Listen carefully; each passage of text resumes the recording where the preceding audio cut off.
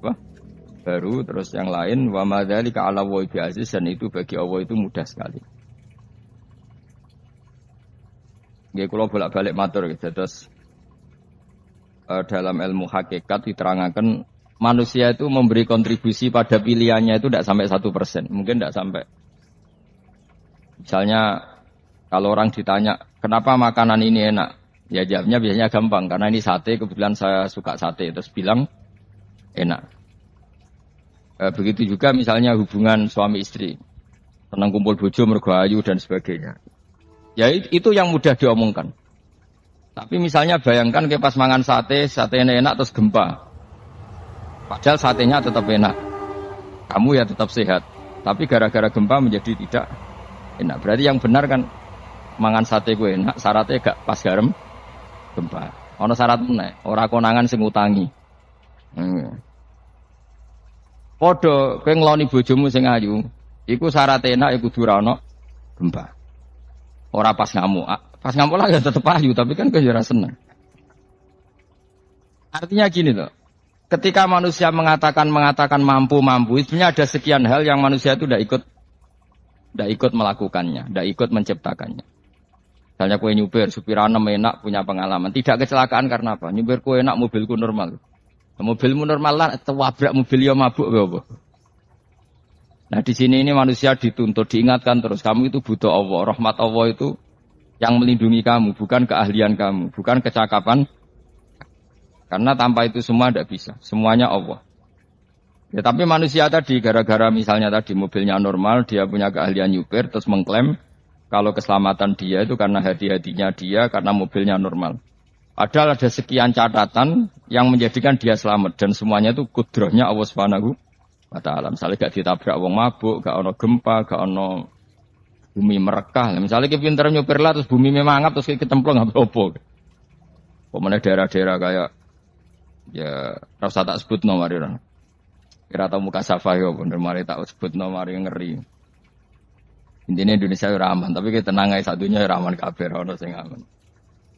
Ora usah kuwatir likuifaksi, ora usah kuwatir meteor jatuh, kabeh ya potensi napa? Potensi semua. Sehingga ini sedikit saya ijazahkan. Suatu saat kata Rasulullah, saya yang Mu'ad melihat kamu hanya sejengkal di depan para ulama ketika nanti di akhirat. Terus Mu'ad tanya, Rasulullah tanya, kenapa kamu hanya satu jengkal dengan derajatnya para ulama ketika sowan Allah? Jawabnya Mu'ad, kamu punya amal apa? Jawabnya Mu'ad, ya Rasulullah, saya tidak pernah melangkahkan satu kaki, kecuali saya tidak pernah yakin apa bisa melangkahkan kaki yang satunya. Dan saya tidak pernah mengunyah satu makanan kecuali saya juga tidak pernah yakin apa bisa menelannya. Dan saya tidak pernah bernafas satu nafas kecuali saya tidak yakin apa bisa nafas berikutnya. Saking dia tergantung ta'aluk semuanya sama kudrahnya Allah Subhanahu wa ta'ala. Kalau kita ini kan sok. Kalau makanan sudah di depannya kayak pasti bisa makan. Kalau dia sudah sehat jalan seakan-akan pasti bisa meneruskan. Padahal 0, sekian detik melaku dihantam mobil ya selesai. Misalnya stroke ya selesai, tidak bisa jalan. Jika para wali-walinya Allah itu orang yang fi lahdotin min lahadotagi, setiap kedipan dia, setiap perilaku dia itu hanya ta'aluk ambil Allah Subhanahu wa ta'ala. Itu yang disebut ya yuhannasu antumul fuqara ila Allah. Nah kemudian resiko makom ini, ya semua makom tak ada resikonya. Resiko makom ini itu biasanya dia lupa doa. Kenapa lupa doa? Karena doa itu terdefinisikan. Tak wari ilmu hakikat terus rungokno wis ora paham lah tak ulang no. Ya resiko ilmu saya ingatkannya. Ilmu itu kan ada dua. Ada ilmu yang karena didefinisikan. Dan itu akhirnya menjadi masalah. Sebenarnya ilmu itu tidak perlu definisi. Kedua ilmu yang kita rasakan. Misalnya gini, kalau sampai saya tanya, kamu pernah nggak minta jadi punya uang banyak? Nggak tanya, pernah nggak minta? Terus artinya minta itu apa? Terus kita mendefinisikan, menengadahkan tangan, bilang ya Allah, saya minta uang banyak, saya minta ingin beli mobil. Itu namanya apa? Nggak jawab saja. Doa kan? Itu kesalahan kita. Kesalahan kita mendefinisikan doa itu misalnya menengadakan tangan dan memohon dan menyebutkan permohonannya itu terus disebut doa. Tapi kalau menurut Allah, sistem tubuh kamu yang menghendaki punya mobil, sistem tubuh kamu yang ingin punya uang banyak, reaksi tubuh kamu yang terhinakan karena ditagih orang atau butuh uang. Ini menurut Allah ya sudah kamu itu peminta-minta. Saya ulang lagi ya. Sehingga menurut Allah kamu minta tidak minta ya tetap berstatus peminta, pengemis. Nah, orang-orang yang sudah wusul, meskipun itu kondisional ya, tidak selalu. Itu ya dia pikirannya mengadahkan tangan apa enggak ya sama saja tubuhnya merasa minta. Sehingga dia tidak perlu mengekspresikan minta. Nah, terus orang yang fikih bilang seperti itu tuh sombong. Wong kok gak tahu donga.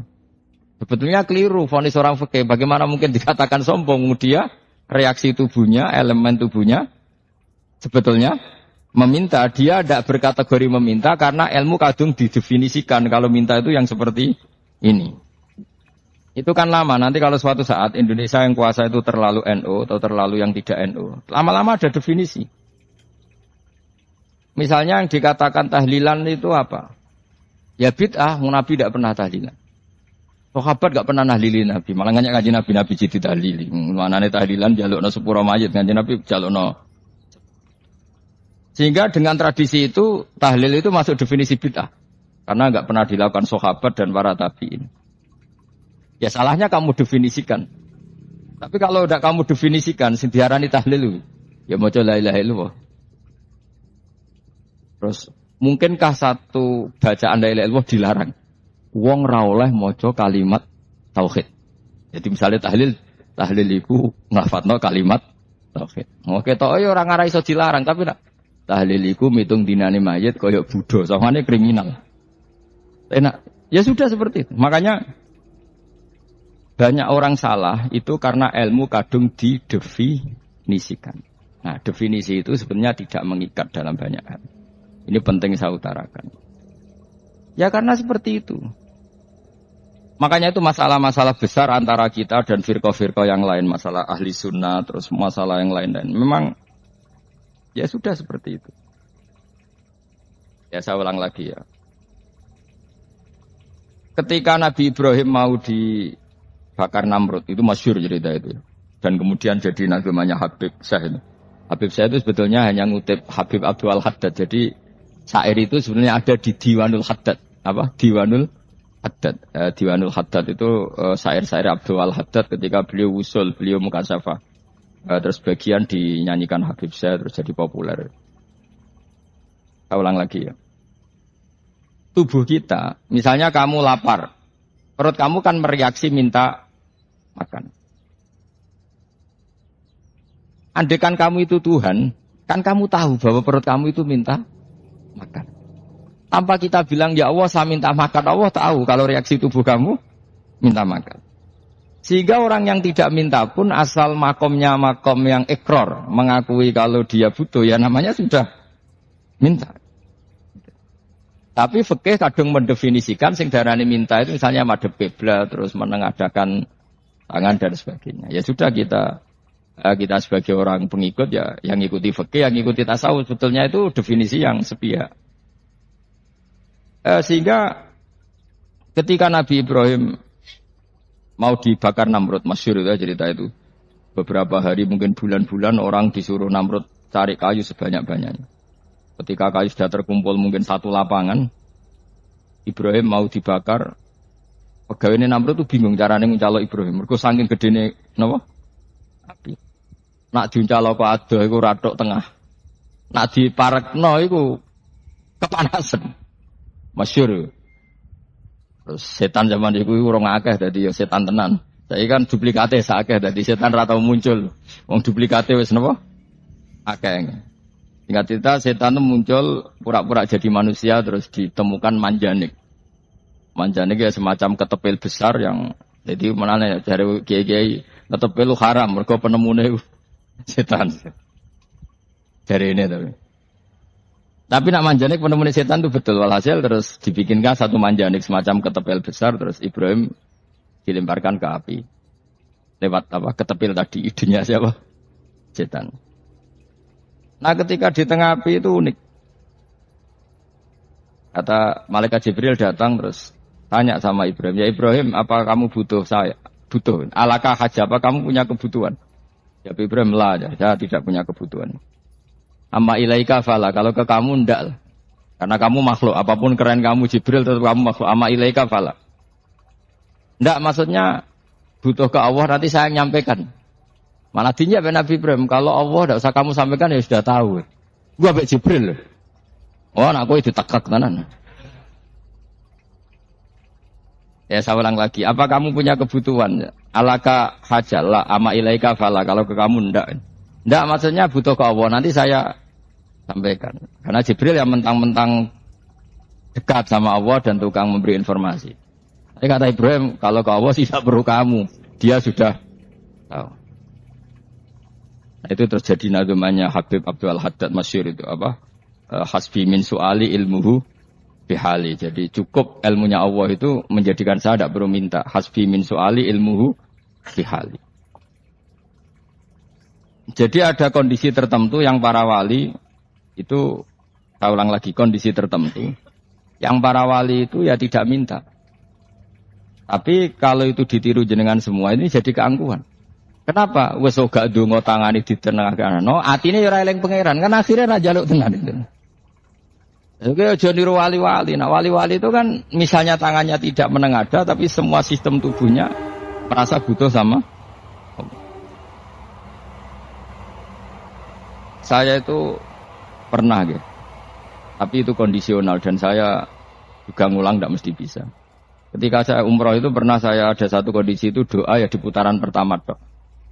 Di putaran pertama saya berdoa ya agak banyak di multazam. Putaran kedua mau berdoa sudah tidak berani lagi. Sampai ke-7. Hari kedua ya tidak berani, hari ketiga tidak berani. Nah seperti itu tidak bisa dibuat-buat meskipun saya juga agak ingin. Tapi ya pas itu ya nggak bisa. Gara-gara itu korban kitab hikam, ya kitab hikam yang terkenal. Kitab hikam itu pernah cerita gini. Rubbama dallahum al-adab ala tarkit tolab. Terus di antara makalahnya itu wa innama yunabbahu man yajuzu alaihil ighfal.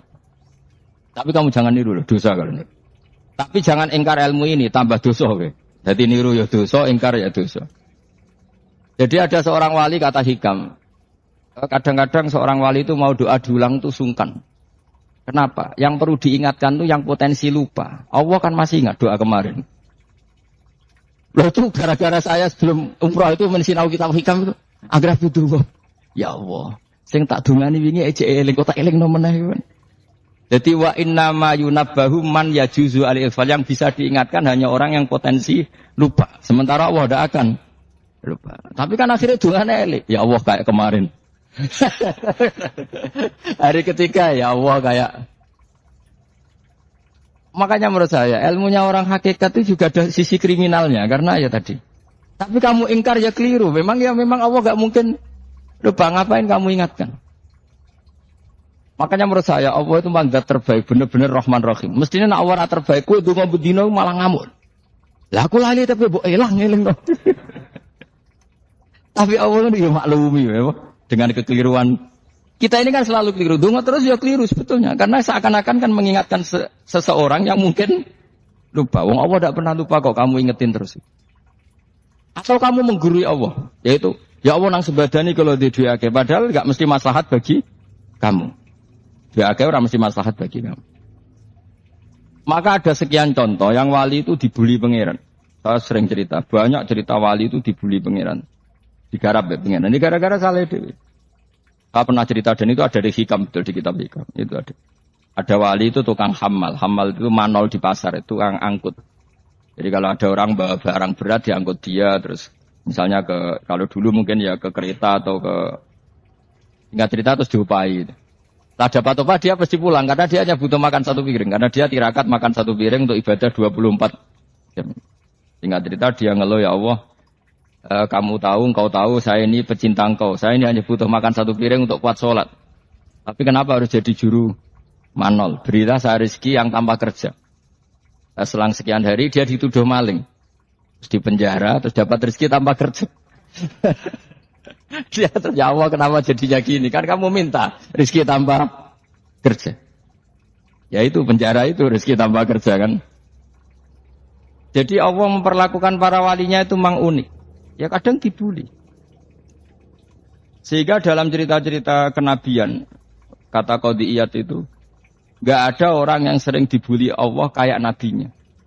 Karena nabi itu orang yang dicintai Allah. Jika salah sedikit saja itu, cara pangeran itu, cara kampus itu digarap, pokoknya dipelonco, pokoknya salah sedikit. Misalnya begini, Nabi Yakub itu kan nabi. Dia mungkin nyon sewu enggak tersadar, nyembelih anak sapi itu di depan indukannya. Ya beliau mungkin spontan saja, Pak. Kalau kamu yang melakukan, pasti tidak ada hukumannya. Karena Allah tidak pasti peduli sama kamu, sudah lah. Artinya tidak peduli, salah, pantas saya mau jelasin gitu. Tapi ini Nabi. Ketika itu terus indukannya sapi tadi, ya Allah, Yakub itu kekasihmu. Saya tidak berani sama dia, karena dia kekasihmu. Tapi saya tetap menuntut keadilan. Dia harus merasakan susahnya dipisah dengan anak. Meskipun dia tidak nuntut, rasanya roh anak sebelah itu tidak ada se-ekstrim itu. Sapinya itu hanya nuntut, ya Allah, dia harus merasakan sakitnya terpisah dengan anak. Akhirnya Allah menciptakan Yakub mengalami terpisah dengan Nabi siapa? Yusuf. Itu kalau kata Qadiyat, itu kalau yang melakukan tidak Nabi, pasti gak dibully Allah, dibiarin. Karena tapi ini yang melakukan Nabi. Sini Nabi Yusuf lagi, mana rasa daftar wali berat. Nabi Yusuf itu di penjara itu karena terdolimi apa karena memang dia salah? Terdolimi. Dan Yusuf itu Nabi. Nabi Yusuf itu Nabi betul memang benar-benar Nabi. Meskipun ganteng dia Nabi. Syaratnya Nabi ganteng dan kira mlebu. Nabi itu harus ganteng, enggak boleh. Nabi elek ora oleh. Karena Allah isin di kekasih kok kriting elek. Awak ya di selera tadi ya. Kabeh Nabi mesti yang paling ganteng di kaumnya, yang paling nasab. Enggak boleh Nabi kok pesek, keriting, enggak boleh. Tapi kalau sudah jadi orang soleh oleh kan. Tapi kalau Nabi enggak boleh, enggak boleh. Nabi Yusuf ganteng, masyhur kan cerita Nabi Yusuf dengan siapa? Zulaikha. Dan belum ada orang dalam keadaan darurat masih cerdas kayak perempuan. Jadi singkat cerita, ketika Yusuf diajak Zulaikha selingkuh enggak mau kan keluar dari kamar. Delalah kebetulan wa alfaya sayyidah Ladal bab. Itu si Zulaikha tadi spontan langsung bilang, wahai suamiku, apa hukuman orang yang ingin menodai keluargamu? Itu wong wedok. Padahal dia agak terencana, dia pun enggak bayangkan kepergok suaminya. Itu dalam keadaan kepergok itu masih cerdas. Suamiku, apa hukuman orang yang mau menyelingkuhi keluarga Anda? Singkat cerita suaminya murka, terus Yusuf dipenjara, terdolimi ya. Ketika dipenjara, kemudian Yusuf punya keahlian mentakwil apa? Mimpi. Kan tadi suaminya Zulaikha itu tidak sampai raja ya, kira-kira PM atau menteri lah. Raja itu punya mimpi yang bisa nakwil itu hanya Yusuf. Singkat cerita terus utusan raja datang ke Yusuf dan takwilan Yusuf terbukti benar. Tapi Yusuf ini seorang nabi, seorang lagi Yusuf seorang nabi dia tapi ya manusia. Bilang gini ke utusannya, coba bilangkan ke raja kamu di penjara ini ada orang yang di penjara secara terzalimi, yaitu saya. Tolong laporkan ke majikan. Itu Allah tersinggungnya itu bukan main. Nabi kok lapor makhluk. Itu tersinggung. Nah kowe kan gak piye-piye. Kowe ngajono proposal ya ora piye-piye. Wis pokoke Allah mek kowe ora piye-piye wis. Wong sumben swargane ya ora langsung wae ngono pokoke kira-kira kan sudah gak perlu ditegur.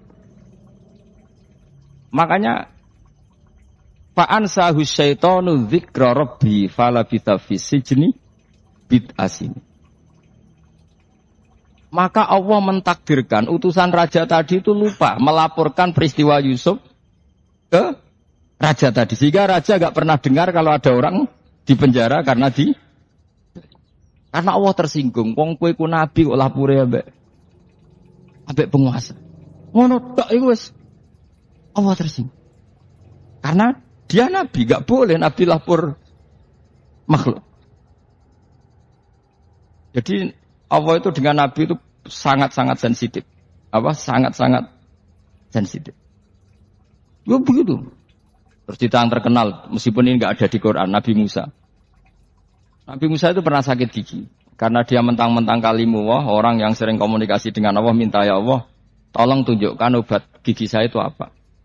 Nah ini sama Allah dikasih tahu, kamu ngunyah suket ini gitu, rumput ini kamu kunyah nanti pasti sembuh.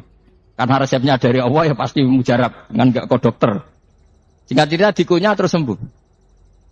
Suatu saat dia sakit gigi lagi, nggak konsultasi lagi karena masih punya resep tadi kopian apa resep.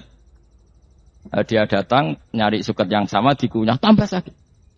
Terus tanya sama Allah, ya Allah ini kan resepnya yang sama, kenapa tambah sakit? Kata Allah, kamu itu kekasihku. Roh nak sing ngobati ku aku ra suket sembrono. Semenjak itu Nabi Musa ora pernah resep lagi sudah. Andikan tuh kamu, pasti Allah juga gak tersinggung. Makanya kata Qadiyat, kenapa para nabi sering ditegur itu bukan karena Allah murka. Nabi itu beda. Jadi kesalahan kecil atau apa-apa yang menurut kita ada salah itu untuk nabi salah. Makanya di ahli sunnah ada kaidah apa? Mimba bihasanatil abror sayyiatul muqarrabin. Pernah dengar kaidah apa? Mimba bihasanatil abror sayyiatul muqarrabin. Sesuatu kalau dilakukan umumnya orang itu hasanah atau kebaikan, tapi kalau dilakukan para nabi itu salah. Karena apa ya? Saking dekatnya dengan Allah. Ulang lagi apa? Mimba bihasanatil abror sayyiatul muqarrabin. Jadi nabi itu beda.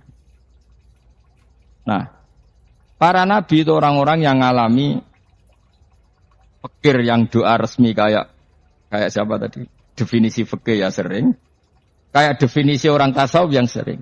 Sehingga ketika Nabi berdoa, ya memang secara disiplin ilmu yang namanya berdoa ya minta Allah dengan mengadakan tangan. Ketika enggak berdoa, karena Nabi sadar Allah tidak perlu diingatkan lagi, pasti masih ingat. Gitu.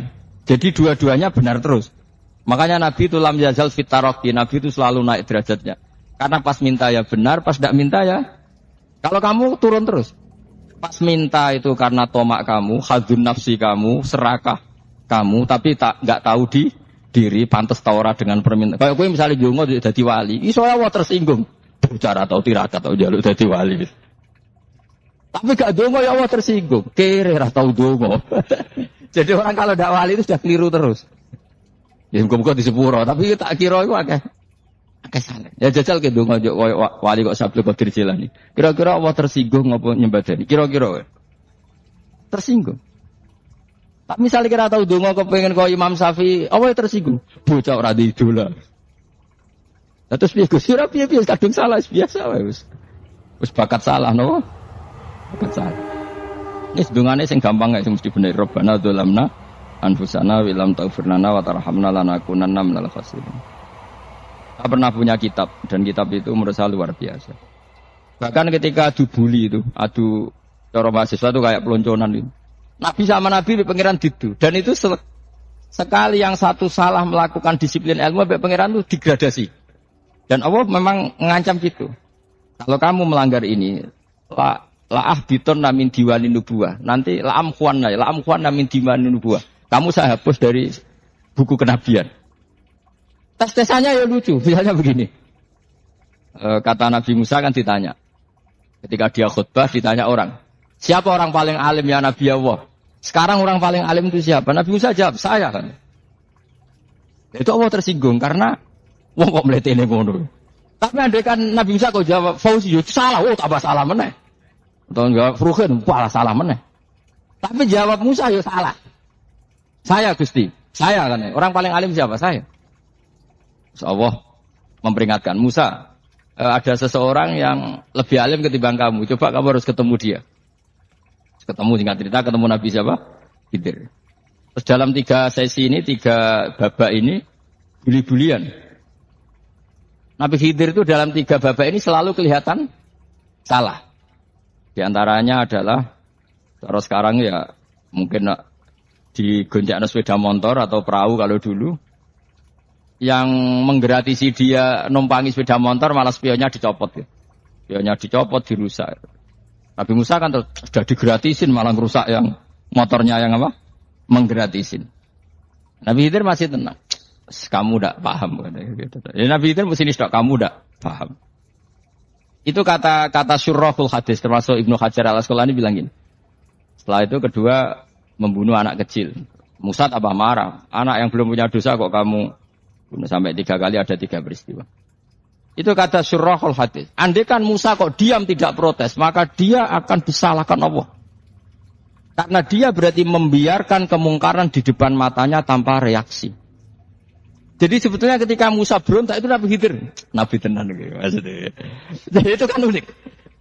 Tapi berontak itu disalahno. Jadi angel sandi tes-tesan dadi nabi ku ya angel. Misalnya kok Nabi Musa itu koyok model santri Jawa Timur. Nabi Khidir salah nggih nderek mawon. Ya ora nabi jero barang mungkar menengae. Berarti yo nabi goblok ngono kira-kira gitu. Makanya memang Musa harus konsisten seperti itu, harus demo terus gitu. Kayak saya misalnya sebagai kiai fikih, kiai ya harus seperti ini cara mulang saya. Enggak boleh saya misalnya terus anut mulang terus tawadhu semeneng itu ora karu-karuan. Jadi andekan Musa kok tidak protes itu malah salah. Ya memang harus. Dan itu Nabi Khidir dia Nabi tenan gitu. Makanya Nabi Khidir akhirnya respect. Tidak ada hati sebaik kamu Musa. Risi itu gak nyaman ketika melihat kemung. Jadi itu sebenarnya poin. Tapi lucunya Nabi Khidir ya nyalan. Tak kandani ora takok komen takok. Tapi yang disalah no. Ya aku jare Nabi Musa. Ya jajal gawe peristiwa meneh aku tak sabar rata kok bareng. Kok jajal neh. Bareng dijajal ya protes meneh. Kadang protes meneh tinggal 1 kali kesempatan. Kowe takok meneh wis ora dadi muridku. Dikasih kesempatan lagi ya proses mana deh nompat.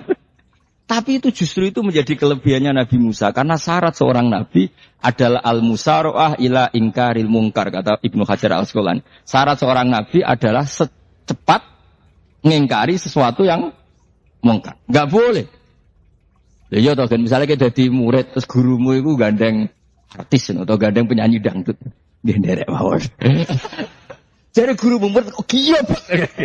Tapi kau yang loroi guru tersinggung. Rara hikmah itu. Kan bingung no. Di guru ini gak bingung no. Soalnya kayak di guru jadab, dorong Jawa Timur mau. Gurumu gandeng penyanyi dangdut. Reaksimu biasa saya takut. Ayo loh, nak elek kan gak iri. Biasanya nak elek itu iri. Sekarangmu pak. Sing ayu, sing potensi iri. Kira-kira reaksi kamu itu milih derek mawon apa berontak? Golek oh, nak gurumu wong alim, mesti nak pasti meneng. Muridku goblok tenan, gak sensitif. Roh barang mungkar dilakukan di depannya kok tidak reaksi, tidak protes. Tenan muridku. Tapi lucunya guru mau nak protes ya. Gak ada akhlak nih. Guru lagi senengnya kok ora oleh. Nah, Nabi itu kan buli-bulian. Jadi Nabi Khidir dengan Nabi Musa itu tebak-tebak. Karena 2 orang ini sama-sama kekasih Allah.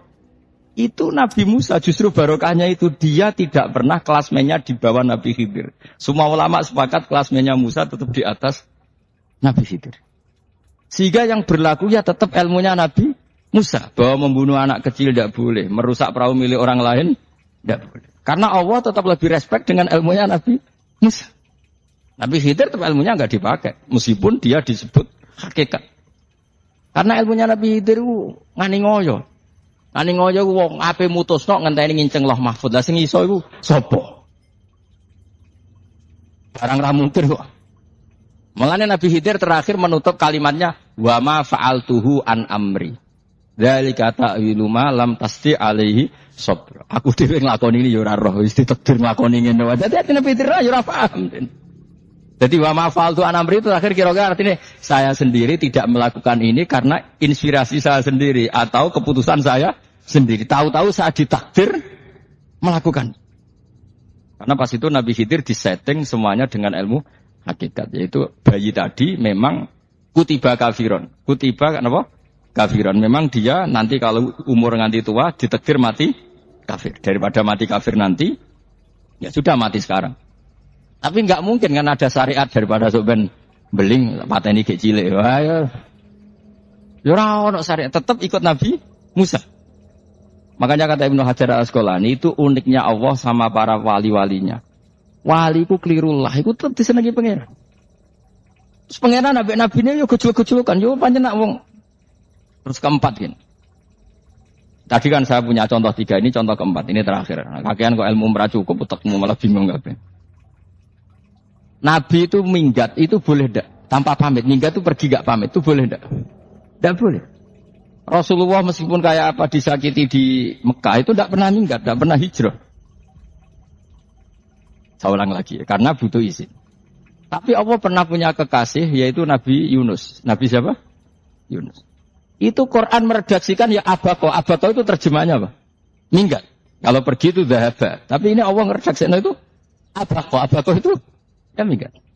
Nabi Yunus itu dakwah di daerah Nainua. Ya. Nainua itu ya, Babylon sana. Kampungnya namanya Nainua. Ya daerah Babylon. Ya. Babylon itu kalau di geografis modern ikut Irak. Ikut mana? Irak. Jadi Kufa, Basra, Babylon. Terus siapa itu yang ngalahkan pasukan Yahudi dulu itu Bukhtanasor, Hebuket, Nasir itu ikut mana? Babylon apa? Babylon. Wama unzila alal malakaini bi Babila Haruta Marut. Makanya kalau ulama-ulama melihat Irak kacau sampai sekarang itu tidak kaget. Irak itu ardun mal'unah kalau di kitab-kitab. Bumi yang memang sudah terlaknati mulai dulu. Sehingga ketika ada kasus Saddam Hussein sekarang itu ulama tidak kaget. Zaman Rasulullah Sugeng itu Irak itu termasuk sudah bumi yang guna keazalazir. Di sana pasti banyak fitnah. Fitnah pertama yang dicatat sejarah adalah Mautul Husain apa? Kabudute Said siapa? Husain di Karbala. Era Imam Syafi'i adalah zaman misnah, ulama dibantai karena dipaksa mengatakan Quran apa? Makhluk. Terus konflik-konflik sampai era Saddam Hussein terus era sekarang jadi. Lah kita-kita ini ulama sebenarnya tahu tarikh itu. Tapi di era modern kan dianalisis karena campur tangan ini itu ya sudah lah. Sebebo goblok kuna daripada kok bantah-bantahan malah rakam. Sebebo goblok, sebebo pinter. Sekarang kan analisisnya kan, wah ini ada campur tangan pihak ketiga diciptakan nih sauni-unimu. Ya kalau intelijen harus ngomong seperti itu. Kalau kita seperti ulama memang dari dulu dicap Nabi hunalika az zalasil wal fitan. Saya teruskan. Nabi Yunus itu dakwai kaumnya itu lama sekali dan tidak iman. Nah semua nabi kalau kaumnya tidak iman itu diberi hak Allah ngancam akan adanya azab. Apa? Ngancam akan adanya azab. Nabi Yunus ngomong gitu terusin. Nanti kalau kamu tidak iman itu pasti kena azab. Anggap saja dia ngancam gitu sudah berbulan-bulan. Singkat cerita, azab baru tinggal 3 hari lagi. Ayo nang iman, tinggal 3 hari lagi. Ya kira-kira dia ngomong misalnya Ahad, berarti Ahad, Senin, Selasa, atau kamu milih Selasa ya Rabu, Kamis. Singkat cerita Ahad itu dia gak kuat. Wah semane kurang 3 dino kaumku tetap ora iman. Mangkel asal minggat deh. Minggat itu jenenge minggat kan gak punya tujuan, so asal pergi jauh saja. Ada perahu, sekenanya dia naik saja. Namanya minggat. Kalau bawa bekal terencana, bawa visa paspor kan plesir namanya. Jenenge minggat itu ya gak, ya sekenanya. Gak persiapan. Singkat cerita sampai ikut perahu nelayan tadi terus zaman itu ya ada mitos kalau ada gelombang yang gak wajar pasti ada orang minggat. Terus ditanya siapa yang minggat? Nabi Yunus kan orangnya jujur saya katanya. Ya sudah yang minggat harus dicemplung no, gitu. Ya, terus ada yang agak baik ya jangan gitulah. Ini kan kita semua butuh selamat. Judi dulu. Judi satu lagi ketemu Yunus. Coba mungkin salah udahnya judi lagi ketemu sampai 3 kali ketemu Yunus. Makanya fasahama fakana minal mutkhadin diuji dia kalah kemudian tenggelam. Fal taqamahul khutu wa huwa mulim. Terus dia diuntal ditelan oleh ikan nun. Di situ ikan nun digambarkan saking besarnya itu. Dan ini uniknya Allah sama kekasihnya. Sudah Allah menyalahkan tapi unik. Ikan ini kan itu sama Allah dikasih instruksi. Kamu enggak boleh makan dia, dia kekasih saya. Terus ketika di tengah di perut apa? Ikan, dia kegelapan. Terus Nabi Yunus cita-citanya satu, ya Allah, kalau saya sumpah gini saya tidak bisa baca tasbih. Akhirnya sama Allah disulap perut ikan itu jadi masjid. Jadi dia di dalam perut ikannya santai saja tetap wiridan, santai. Fana ada fi dzulumati alla ilaha illa anta subhanak inni kuntu minadz. Ya dia santai aja wiridan karena perut ikan bagi dia adalah masjid. Ya dia disalahkan Allah karena abako tadi minggat, hijrah tanpa pamit. Tapi juga dibela-belain Allah, ikan tadi tidak boleh nelan. Ini perlakuan Allah sama orang yang dicintai. Tapi karena dia Nabi uniknya apa? Dino Ahad itu kaumnya udah nginceng ngomel Nabi Yunus. Rame-rame nginceng. Lucunya cara nginceng gini. Nak Yunus neng omah berarti bodoh nih. Wong ngomel ana adab kok dene tengok. Bareng diinceng Nabi Yunus tuh gak ada. Tenan ana azab, mulane wonge rawani ning omah. Itu unike pangeran. Jadi mau dekne ra minggat ya salah. Mau dekne ora minggat berarti kaume jare apa ana azab ana gempa bumi liku faksi kok dekne ning omah. Lah nek ana tenan ra melayu, nyatane gak melayu. Jadi mbok Allah didesain minggat. Tapi nek minggat jadi salah Nabi ora pamit. Makanya masyhur saya itu punya kitab karangannya Habib Alim Alamah, mbah-mbahnya Habib Anis, Habib Ali bin Husain yang ngarang apa? Ali bin Muhammad bin Husain yang sentuh duror itu. Itu di antara doanya gini. Tapi jangan tiru loh, gue rawali bro. Aku rawani niru. Cuma saya hafal secara ilmu, tapi saya tidak berani niru. Waj'al sayyiati man ahbabta. Ya Allah, jadikan kesalahan saya itu kesalahan orang yang kau cintai. Terus pokoknya salah lah jadi pangeran kadung seneng, salah lah ya sampai wae seneng. Waj'al sayyiati man. Terus koyo kowe lah dimanja wong tuamu, anak paling disayang. Salah wae lucu. Kok cah cilik. Kowe seneng cah cilik. Salah wae lucu. Mecano gelas ya lucu, tiba ya lucu. Tibane cah tuwek-tuwek. Bocah jelalatan mulane tiba. Itu barang kau menginceng omahe Nabi Yunus gak ana wong. Wah, berarti azab mau turun betul. Andai kan azab tidak jadi turun, pasti Nabi Yunus berani di rumah. Tenang. Wes barang mulai malam Kamis, azab itu sudah kelihatan. Ada puting beliung, ada apa, sudah jelas pasti ada azab. Kaum yang lapangan tobat finish. Secara bal-balan menit-menit apa? Terakhir. Woi, ambek pengenan ditampa tobaté. Wis gak sida tak azab wong kowe tobat. Enggak cerita Nabi Yunus hari ketiga atau apa dia selamat. Pakai versi yang umum saja. Selamat faltaqamaul khutu bahwa falaula annahu kana minal musabbihin la bi batni la yaumi yubasir. Akhirnya dimuntahkan sama ikan tun tadi terus dia keluar. Barang keluar tanya-tanya kabar gimana kabar kampung Nenuwa baik-baik saja. Kabar awalnya mulai karena dia tahu kalau orang bohong itu dihukum mati. Padahal dia bohong katanya Kemis itu ada azab ternyata kampungnya baik-baik. Padahal baik-baiknya karena mereka tobat. Jadi masyarakatnya nyari dia karena mau iman. Si nabinya agak berani pulang karena nanti dihukum mati. Itu. Aku pangeran nabi kekasih itu. Jadi pangeran yo bully. Oh itu gue beda-bedaan. Wong kekasih pangeran bener. Aku yang hati pito langsung diadab. Jadi pangeran mek kekasih iku beda ora kaya akhirnya Yunus rawani mulai. Wah, nak mulai disiksa. Perkarane kalau pembohong itu dihukum mati. Masyarakat yang goleki tenan, mergo malam Kamis ku ana azab tenan. Cuma terus do tobat. Disebut falaula kana qaryatun amanat fanafa'aha imanuha illa qauma Yunus lamma amanu kasyafna anhum adzabal khizi fil hayatid dunya. Enggak ada kampung yang saya adab kecuali kasil tak adab, kecuali kaum Nabi Yunus. Aku semeh ngajak lho, pas menit terakhir peta adab tobat. Akhirnya ra sida dari pangeran. Iku kaum Nabi sinten? Iku ya barokah minggate Nabi Yunus. Lah iku nabi. Wong keliru kok barokah. Iku nabi. Umpama Nabi Yunus ora minggat, kaume berpikir Yunus bohong. Wong ape ana azab kok tengok-tengok ning omah. Tapi pas minggat tenan yo disalahno pangeran, minggat kok gak. Amalane kira usah protes. Wali iku beda, kekasih pangeran beda. Itu sama dengan sing dialami Rasulullah sallallahu alaihi wasallam ning Sulhul Hudaybiyah. Semua perjanjian itu salah secara hukum fikih. Bukan salah lagi, sangat salah cara ukuran fikih. Sehingga semua sahabat itu protes kecuali Abu Bakar As-Siddiq. Cuma semuanya ngomong Umar, tapi semua sahabat aslinya ya protes. Coba di antara perjanjian gini. Pertama kan enggak biar sampean enggak terlalu jadi teroris, enggak terlalu jadi ekstremis. Ya memang ya usah jadi teroris, ya usah terlalu jadi teroris. Semua itu mungkin, Kang. Ning dunia semuanya mungkin. Singkat cerita Nabi itu sudah di Hudaybiyah. Hudaybiyah dengan Mekah kan tinggal sekitar paling 40 kilo. Saya pernah itikaf di masjid yang pernah dipakai Hudaybiyah. Kan sekarang jadi mikot ya. Dimaksud mikot umroh di Mekah kan apa? Hudaybiyah kan mikot di yang terkenal kan apa? Jirona, Tanim, Hudaybiyah. Itu perjanjiannya tuh gini. Perwakilan dari Quraisy namanya Suhail bin Amr siapa? Suhail bin Amr. Perjanjiannya gini, Muhammad kamu tidak boleh masuk Mekah. Kamu boleh masuk Mekah itu tahun depan.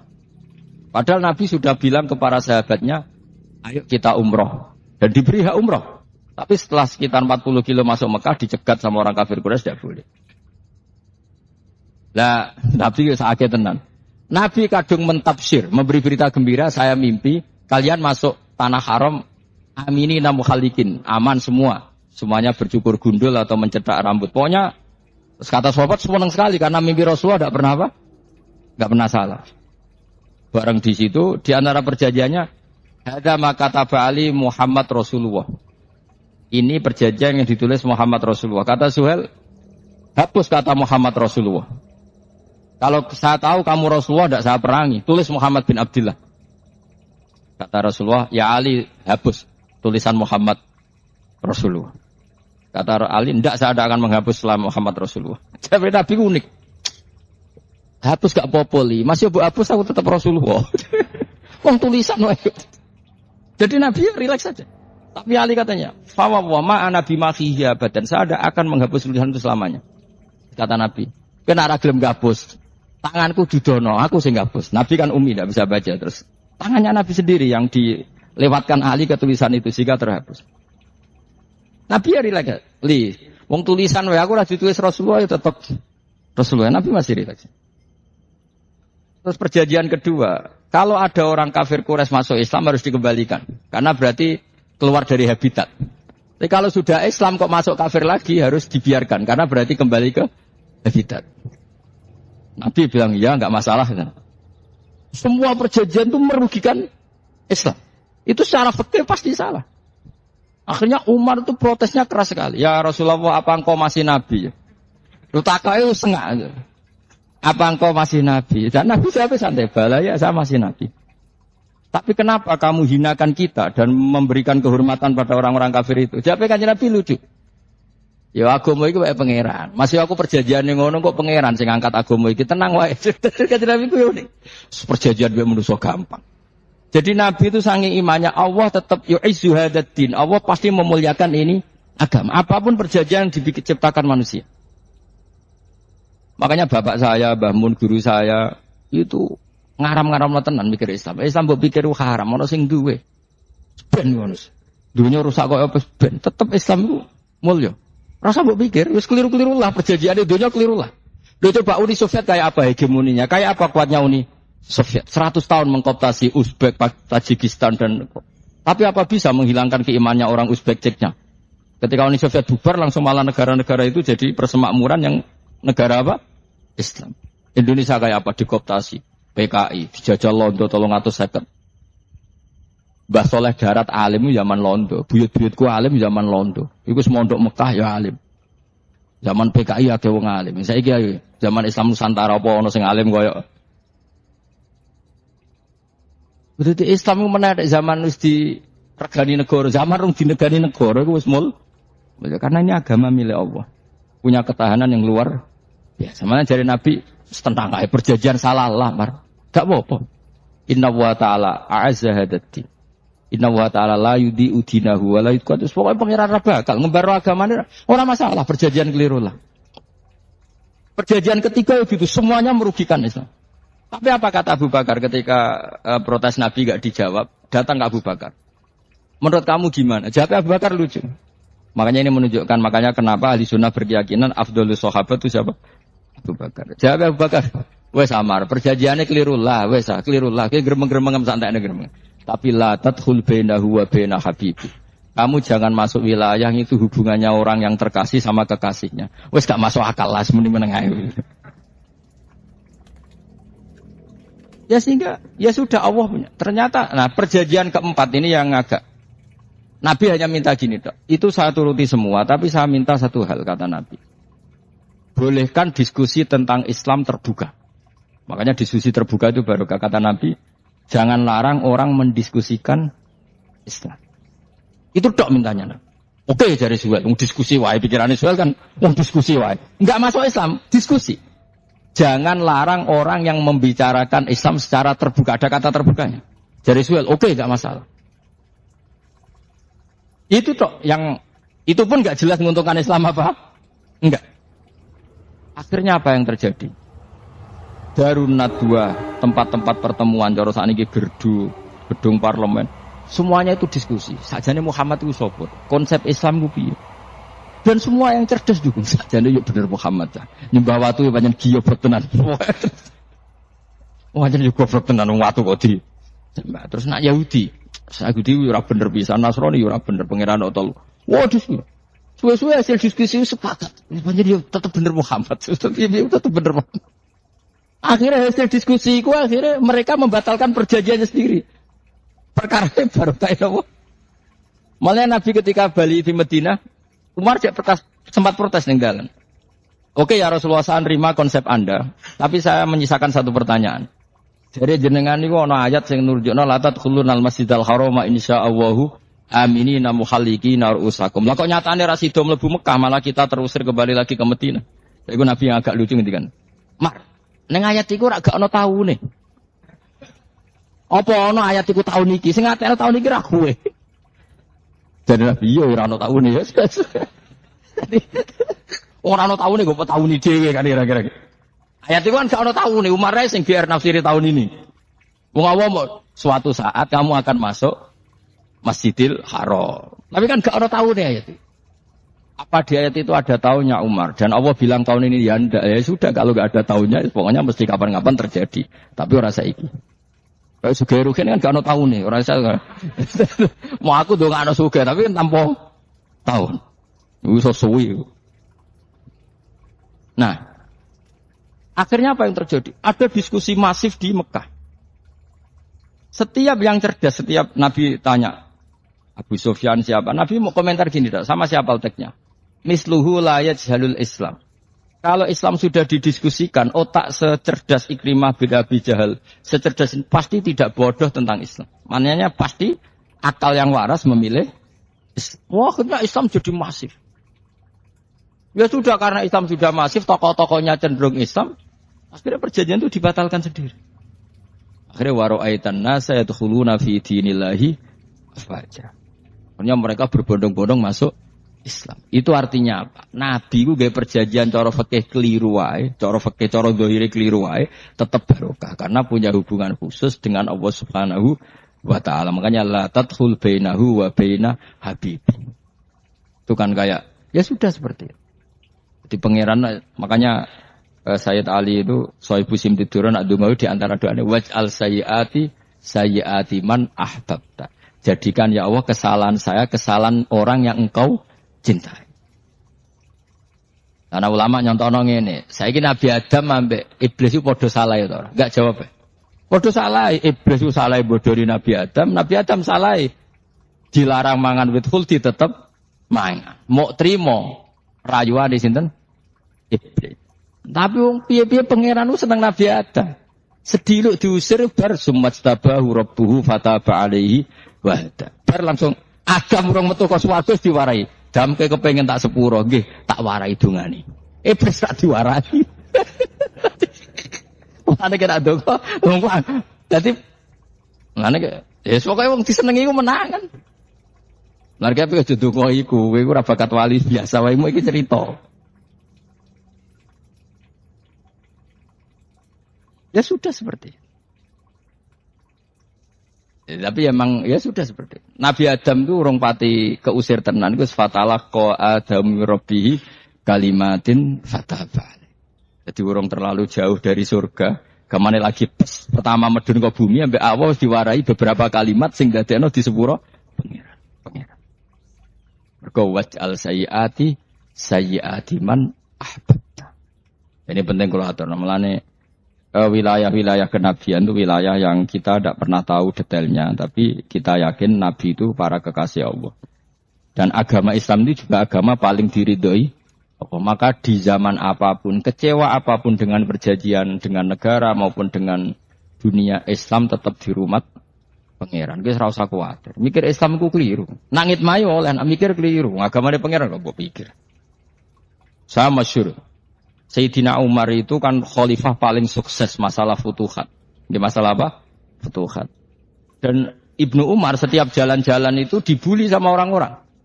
Ya Ibn Umar, mbok ya kamu itu minta sama bapak kamu supaya dia nyebut penggantinya siapa. Atau bikin suksesi lah. Jangan kok dia khalifah sukses kemudian tidak jelas juntrungannya. Kan dia tetap mati suatu saat. Saking nggak kuatnya Abdullah bin Umar, akhirnya matur, ya Abah, engkau harus suksesi. Siapa ya pemimpin setelah jenengan? Lah kenapa? Orang-orang bilang kalau ada orang misalnya penggembala kambing terus ditinggal gelanggang itu dianggap dosa karena kambingnya pasti kocar. Apalagi ini urusan umat. Kamu tahu-tahu mati sebelum sesi ini pasti kacau. Umar langsung marah. Agama Islam itu enggak sama dengan kambing kata Umar. Agama Islam agamanya pangeran, mesti diurusi pangeran. Aku mau khilafah. Aku mau suksesi. Ben aku ora usah mikir. Engko ora diurusi pangeran. Jadi Umar itu justru saking hormatnya sama Islam itu dengan cara gak mau mikir Islam. Gak mikir berarti gak khidmah ya, tetap mengkhidmati Islam. Seperti saya ini kan yang khidmati Islam lewat mulang. Tapi aku ora tahu mikir nasib Islam. Yo Islam ora kondang piye. Ditinggal Abu Bakar mlaku, Umar mlaku. Wali songo mbek kowe rak mulya wali songo. Saiki durus mudin yo mlaku, durus KUA yo mlaku. Durus mubalek sing kadang matre ku yo mlaku. Berapa kiai sing dadi oknum perkara proposal ya agama yo. Wong bapak udah kanca kiai ku mudin, anake mondok. Bareng saking suwene dadi mudin, zaman iku mudin urung untuk gaji negara. Anake njuk dhuwit mending spontan. Cung ora ono mati kok njuk dhuwit. Mergo nek ora ono mati ra entuk rezeki. Cung ora ono mati kok njuk dhuwit.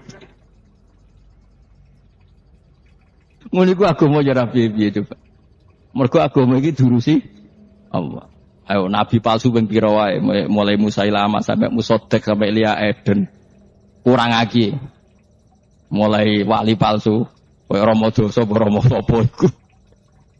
Kowe ono kabeh ora masalah. Uni Soviet kayak apa mengkooptasi ceknya Uzbek. Akhirnya ya kalah Uni Soviet. Saiki ceknya Uzbek dadi negara napa? Islam. Kayak apa Donald Trump, Islamfobia, tapi sekarang orang Amerika malah berbondong-bondong masuk napa? Islam kaya. Mbok pikir malah Islam mbok konsepi malah rusak. Mergo terus di metodologi. Harusnya penyebaran Islam tuh begini. Harusnya Mbah Mungkira pangeran kok muni harusnya. Wong Islam kadang mlaku ya lewat mudin, lewat. Saya itu punya santri ini kisah nyata. Itu lahirnya di Bali. Itu bisa baca Fathul Mu'in. Lahirnya di Bali. Bahkan dia ketika SD itu tukang mimpin lagu Hindu. Bali apa Hindu apa Buddha? Hindu. Karena dia ketua kelas. Tapi Islam. Como-comoin. Jadi kayak gede. Gara-gara apa? Jadi baba itu bakul sate yang Bali.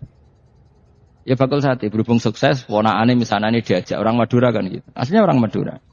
Setelah kampung itu menjadi kampung Muslim, lama-lama berkebutuhan punya masjid. Berhubung wis anake kiai ana masjid mosok ora di wong alim. Akhirnya anake dipondokno di Jawa.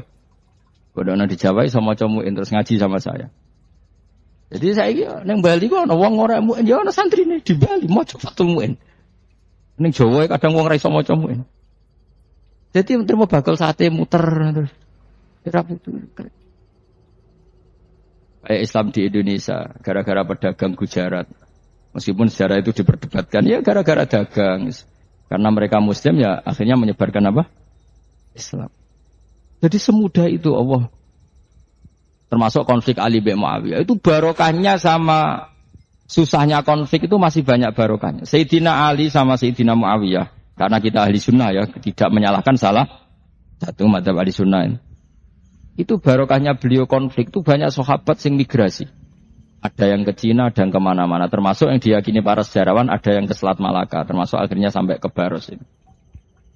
Barokahnya orang nggak nyaman di Yaman itu di Syria sama di Irak. Akhirnya Islam menyebar. Oh sudah. Andai kan nggak ada konflik itu, mungkin penyebarannya juga lambat.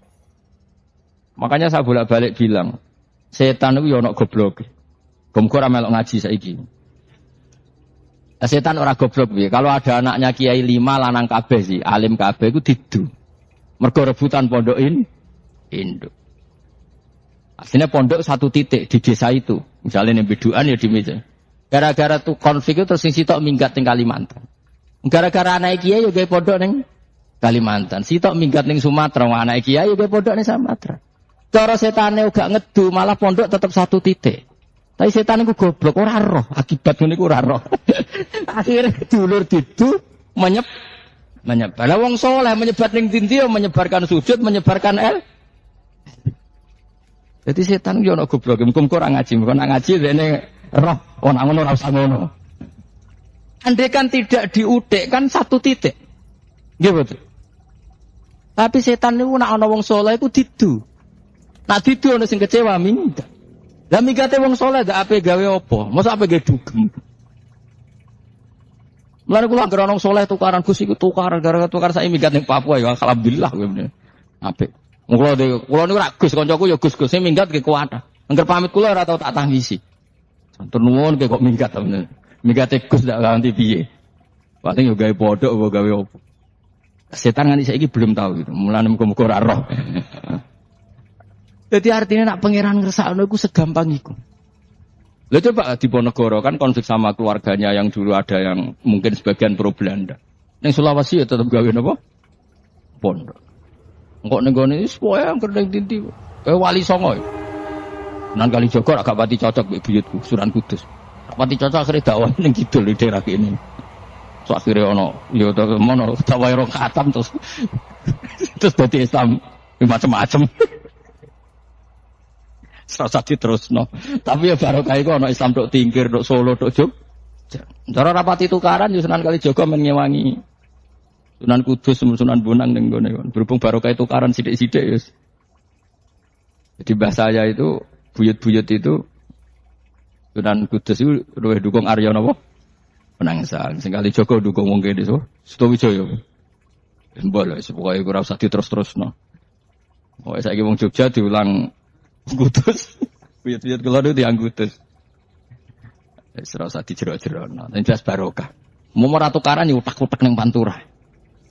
Barokah tukaran yo, Dok. Ya itu.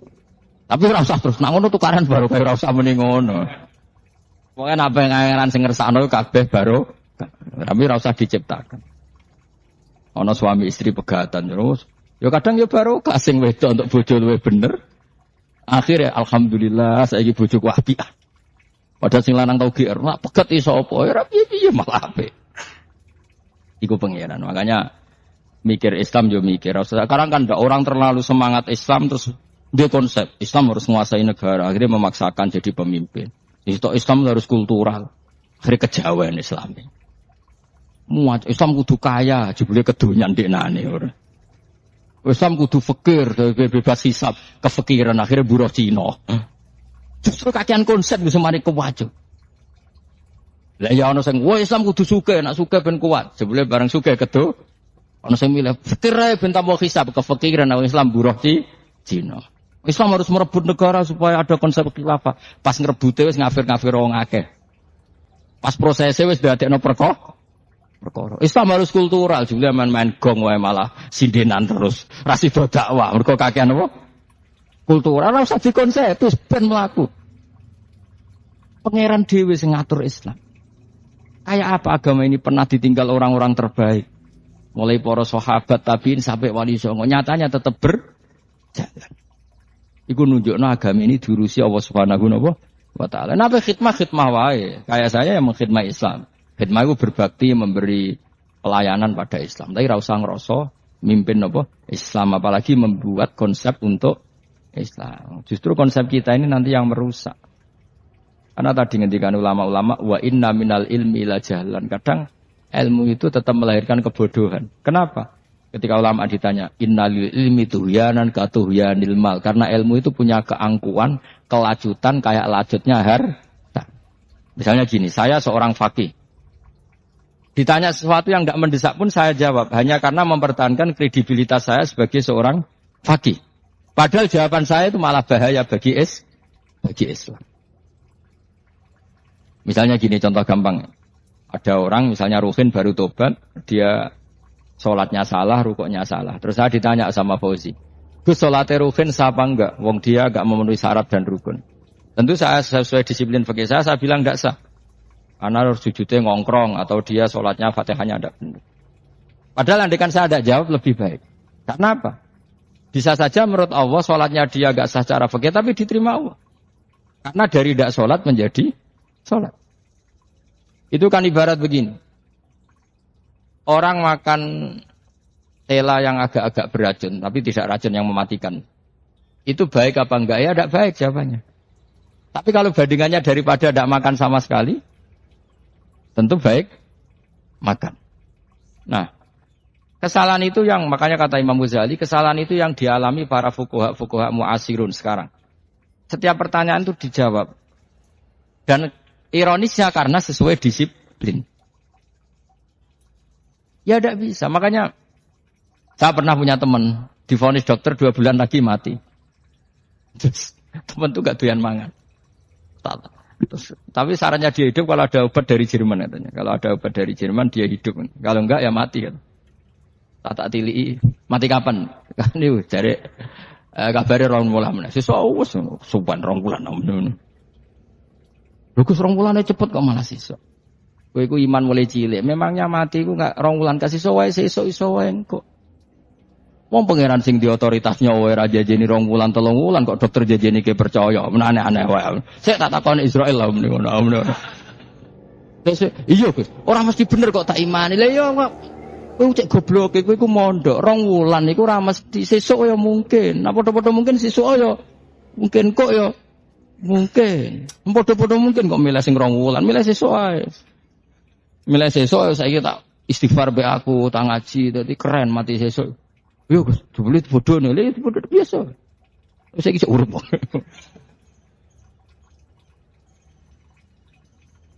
Ya karena tadi sesuatu yang enggak otoritasnya itu kita ini kan jadi orang aneh. Agama mulai dulu mengajarkan kita beribadahlah kepada Allah seakan-akan kamu mati besok.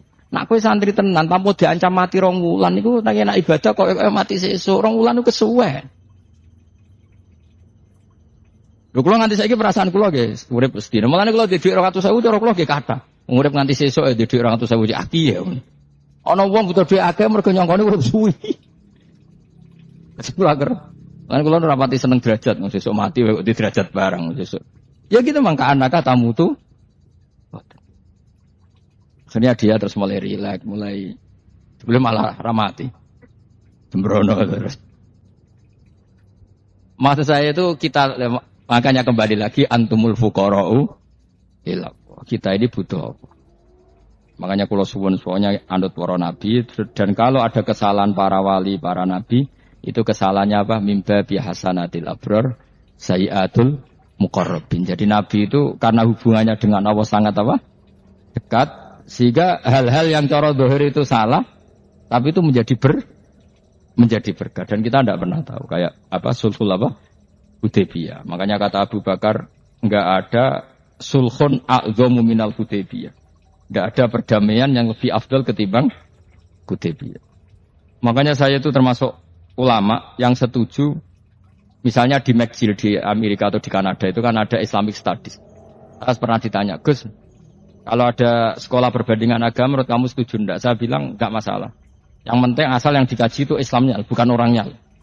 Kalau yang dikaji orangnya ya copet Indonesia ya Muslim. Kadang koruptornya ketua partai Islam.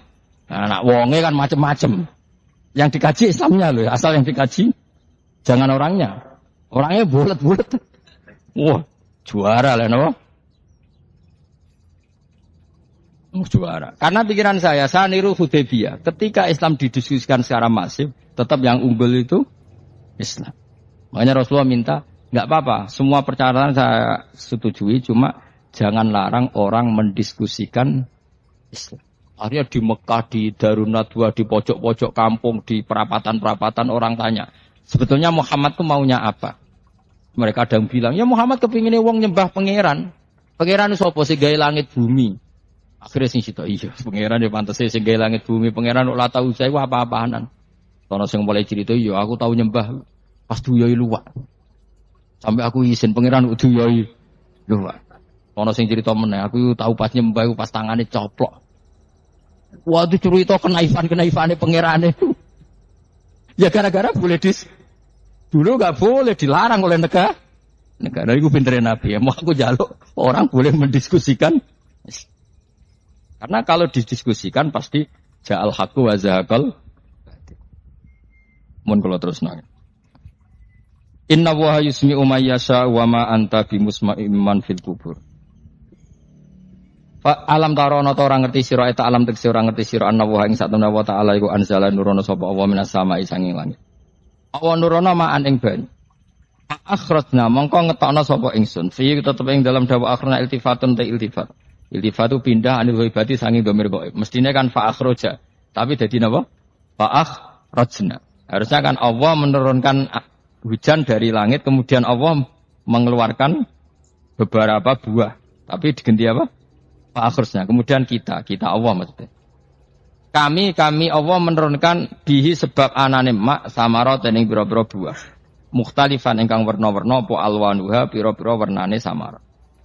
Maksudnya Allah ingin menunjukkan kekuasaan. Sekarang orang sama-sama dari sperma. Ada yang kafir, ada yang mukmin, ada sing kriting, ono sing bangir, ono sing elek. Anggap aja kayak buah. Buah itu dari tanah yang sama, dari air yang sama. Kemudian melahirkan buah yang beda. Memangnya misalnya buah sing kecut ya ning bumi Indonesia. Pinggirnya ditanduri pelem manis ya ning bumi Indonesia. Mestinya kan kalau buminya sama kan nak kecut kabeh, nak manis. Tapi ternyata ndak. Allah bikin buah yang macam-macam rasanya, macam-macam warnanya dari tanah yang satu, dari air yang itu. Kenapa begitu? Ya saking kudronya Allah, saking kekuasaan Allah. Mukhtalifan khali warna-warna apa alwanuha bira-bira warnane samarat ka akhdara kaya dene ijo. Wa ahmarolan abang wa asfarolan asfar. Asfar itu agak kekuningan, wa irial lan yane kabeh. Wa minal jibali lan iku setengah sange bira-bira gunung judadun utawa bira-bira dalan. Delala Allah masih ada gunung sing tak tahu diambah manusa lah ya. Delala ada desain alam yang paling layak ada ya selalu ada yang layak dilewati jam ujudah tori kontek sedalan apa jam ujidah tori kontek sedalan filja balik ing dalam gunung wa ghairihi lan liyane napa jabal bidon kang putih-putih iki kados gunung-gunung teng Indonesia.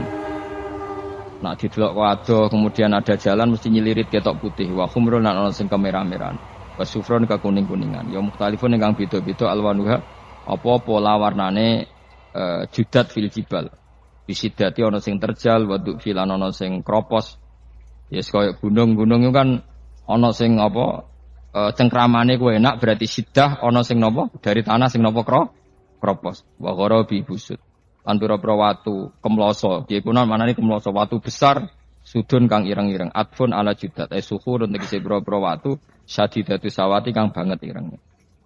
Artinya gini, intinya misalnya bumi itu dari apa? Kita tidak pernah tahu. Kalaupun tahu, kita tidak bisa mengendalikan. Nyatanya bumi warnanya macam-macam, buah-buahan ya macam-macam. Iku nunjukno kabeh iku kudrohe Allah Subhanahu wa ta'ala. Yuqalu den ucapno kaciran kang aswadu hirbib wa qalilan wabib. Dadi niki napa? Masalah wa minanna mukhtalif nisbatun wa anwa.